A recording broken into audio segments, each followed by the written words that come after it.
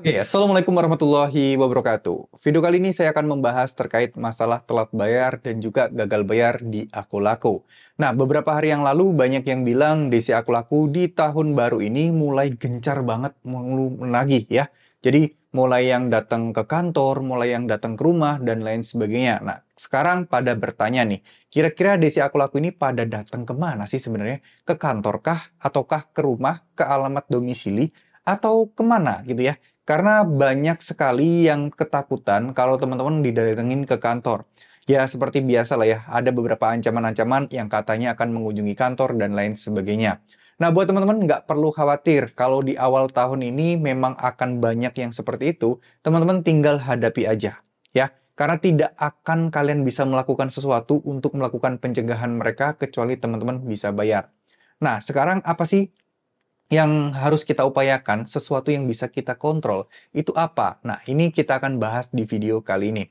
Oke, jadi buat teman-teman yang mungkin sekarang sedang telat bayar atau gagal bayar dan sudah mulai diancam-ancam, teman-teman harus tahu dulu ya.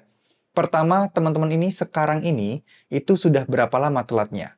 Nah, kalau telatnya teman-teman sekarang ini baru 1 tahun, eh, sorry, bukan 1 tahun ya, 1 tahun kelamaan. Baru 1 bulan atau 2 bulan, ya itu kemungkinan besar memang akan didatengin. Tapi belum tentu ke kantor. Sebenarnya secara aturan, datang ke kantor itu dilarang ya. Jadi tidak boleh, tidak diperkenankan. Yang boleh didatengin, yang boleh di mana tempat itu bisa dilakukan penagihan adalah di rumah, di ruang private ya. Maksudnya ya lokasi rumah kalian, bukan di ranah publik, bukan juga di depan jalan, di pinggir jalan, di depan Indomaret, di parkiran Indomaret, dan lain sebagainya. Karena sering banget juga saya temui, banyak orang-orang di luar sana itu yang mendapatkan ancaman-ancaman kalau akan ditagih di Indomaret. Akan ditagih juga akan saya pantau, akan saya tunggu di depan Indomaret, difoto tuh Indomaretnya. Nah, tahu atau enggak, itu biasanya juga difoto dengan menggunakan Google Map ya, Google Street.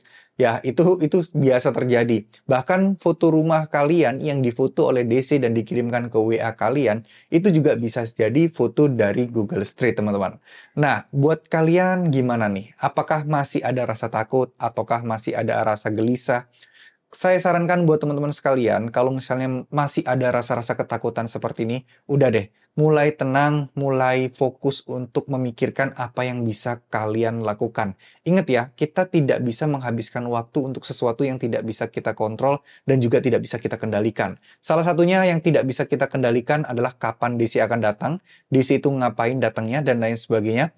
Yang mana itu tidak bisa kita kendalikan. Yang bisa kita kendalikan adalah rasa takut kita, rasa apa ya, pemikiran-pemikiran kita, di mana kita itu selalu bersikap yang netral, bersikap yang tidak takut gitu ya.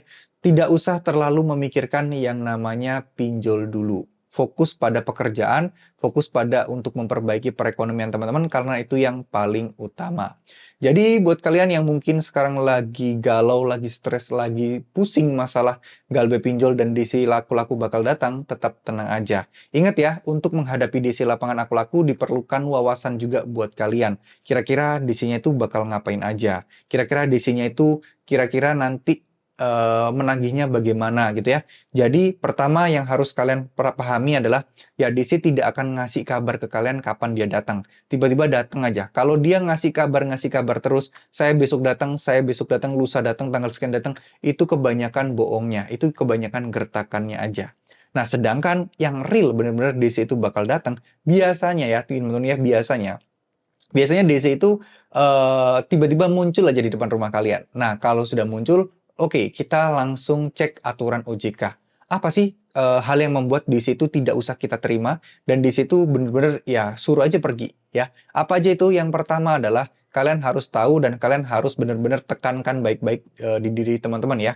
Yang pertama adalah DC harus membawa surat tugasnya, membawa identitasnya, membawa sertifikatnya, membawa surat penagihannya, tertagihnya siapa, nominalnya berapa, terus kemudian petugasnya siapa. Nah, itu semuanya harus di cross check, namanya harus sama, dan fotonya juga harus mirip dengan orang yang nagih ke kalian. Jangan sampai teman-teman menjadi korban-korban penipuan selanjutnya. Karena banyak banget ya teman-teman yang bercerita bahwa Bang, ada DC, tapi DC itu mencurigakan, nggak mau nunjukin apapun, terus minta uang transport 150, ternyata itu bukan DC asli dari aku laku, dan aku laku pun tidak, atau mungkin bisa dibilang belum pernah sebenarnya menugaskan DC-nya datang ke rumah untuk melakukan penagihan.